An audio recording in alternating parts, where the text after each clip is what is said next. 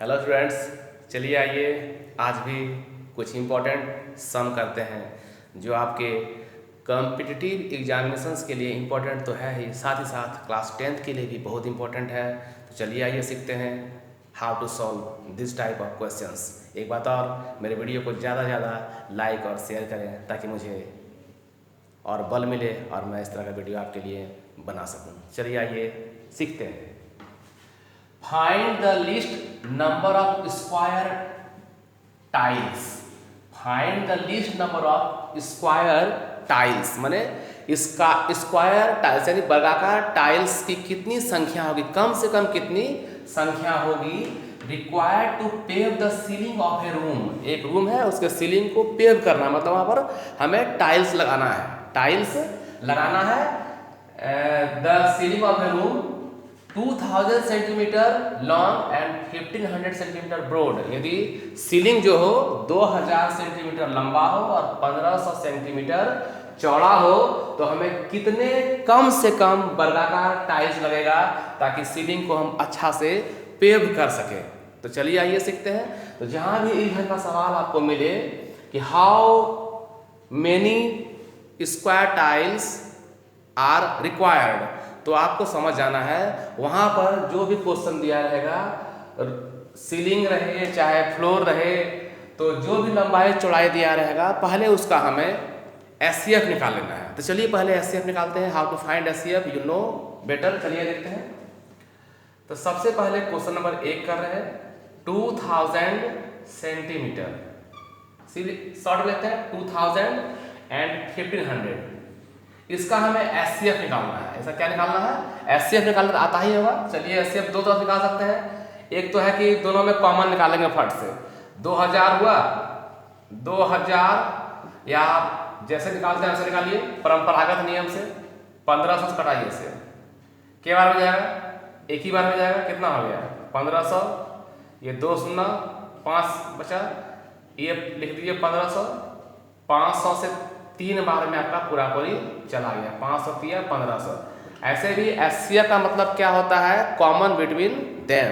Common between them, नाम ही है HCF, highest common factor. तो 2000 और 1500 कौन से पहाड़ा से कटता?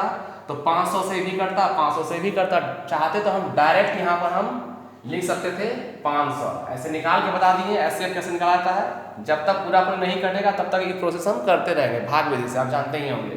तो 500 मेरा एचसीएफ आ गया। कितना आ गया? एचसीएफ आ गया 500 आ गया। जब एचसीएफ 500 आ गया, अब देखिए हमें निकालना है least number of square tiles. How many square tiles are required. तो सीधा सीधे हम क्या करेंगे?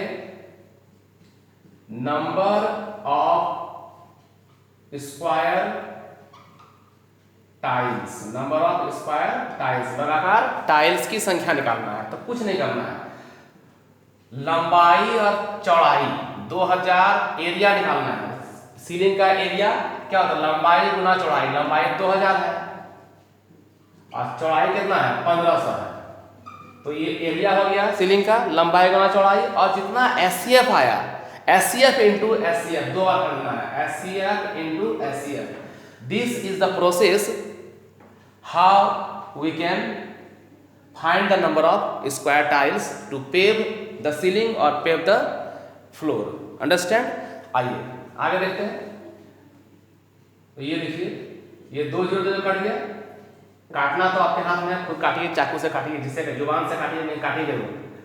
5 से 3 बार है। 5 3 15, 5 चौके 20। तो आपका हो गया 4 गुना 3, यानी कि 4 3 12 वो टाइल्स आपको लगेगा।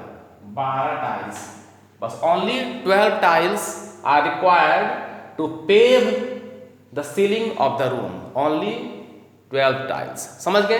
तो कैसे करते हैं?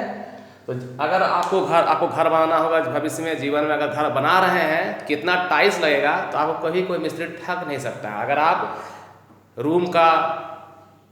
रूम के फ्लोर का एरिया अगर मालूम रहे तो कितना टाइल्स लगेगा आप आराम से निकाल सकते हैं।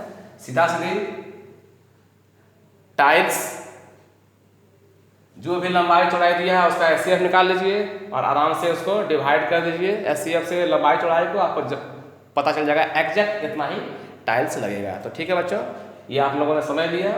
चलिए क्वेश्चन नंबर 2 के पढ़ते हैं। Pause the video to note down. Next question, they 3 sets of English, mathematics and science books containing 300, 250 and 150 books respectively have to be stacked in such a way that all the books are stored subject wise and the height of each stack is the same. How stacks will be there? How many होगा? How many कितना stack लगेगा? How many stacks will be there? इसका question मतलब हुआ 3 sets of, 3 तरह का किताब है। एक है इंग्लिश का सेट, एक है मैथ का और एक है साइंस का। तो मैथमेटिक्स का इंग्लिश का 300 बुक है, मैथमेटिक्स का 200 है और साइंस का 150 बुक्स है। उसे हमें स्टैक करना है, मतलब ढेर लगाना है। एक ही ढेर मतलब एक किताब के ऊपर एक किताब होगा, उसमें दूसरा तीसरा ऐसे करके स्टैक करना है, मतलब ढेर लगाना। Such way all the books are stored subject wise, और इस प्रकार से हमें ढेर करना कि मैथमेटिक्स में मैथमेटिक्स ही रहे, मैथमेटिक्स में मैथमेटिक्स बुक के ऊपर मैथमेटिक्स आ जाए, इंग्लिश के ऊपर इंग्लिश आ जाए, और कौन सा बुक है साइंस के ऊपर साइंस आ जाए। तो हम किस प्रकार से उसको सजाएंगे कि सब बुक का जो ढेर लगे साइज एक हो। तो इस प्रकार से सजाने के लिए हमें कितने स्टैक्स यानी कि ढेर बनाना पड़ेगा। ठीक है बच्चों, यही क्वेश्चन का मीनिंग हुआ। तो इस ढंग का जो क्वेश्चन रहे, तो सबसे पहले जो भी दिया गया है चीज उसका एचसीएफ निकाल लें। 300, उसका 250, उसके बाद 150। ठीक है ना। तो 300, 250 और 150, मुझे लगता है 50 से सब कट जाएगा। तो 300 को हम तोड़ सकते हैं इस तरह से, 50 गुना 3, 250 को तोड़ सकते हैं बच्चों, 50 गुना 5, ये 50 है, 50, कंफ्यूज नहीं होगा। और 150 का हो जाएगा आपको 50 इंटू 3। ठीक है ना। तो 50 तीनों में कॉमन आ रहा है, दिस इज द एचसीएफ। आप चाहे तो परंपरागत नियम से भी बना सकते हैं, इससे इसको डिवाइड कर दीजिए, जितना आएगा फिर उसका एचसीएफ जो आएगा उसको इससे कर देंगे, उसमें 50 ही आएगा। तो मेरा एचसीएफ कितना आएगा? एचसीएफ मेरा आएगा 50। एचसीएफ को हिंदी में क्या बोलते हैं? मौसम। एचसीएफ कितना आ गया मेरा? 50 आ गया। अब देखिए नंबर ऑफ स्टैक, नंबर एनो नहीं सोचिएगा, नो नहीं, नंबर ऑफ स्टैक्स, STACKS, के को ढेर बनेगा, स्टैक मतलब ढेर हुआ। तो कैसे करेंगे? ये तो बहुत सिंपल सा उपाय है, मैथमेटिक्स का ढेर लगाना है। तो 300/50, उसके बाद 250/50 और प्लस 150/50। समझ में आ रहा है ना?